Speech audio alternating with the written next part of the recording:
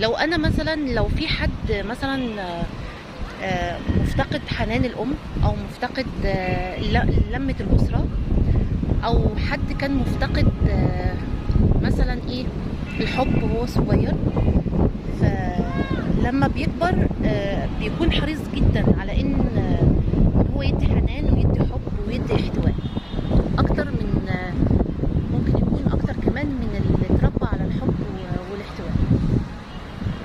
فمش اي حكمة او اي مثل بيتقال بيبقى قاعدة عامة او قاعدة ثابتة، لا، اصلا التغيير هو سنة كونية، يعني من السنن الكونية التغيير.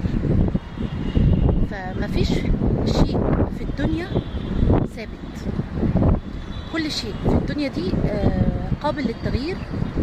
واصلا يعني التغيير ده هو سنة من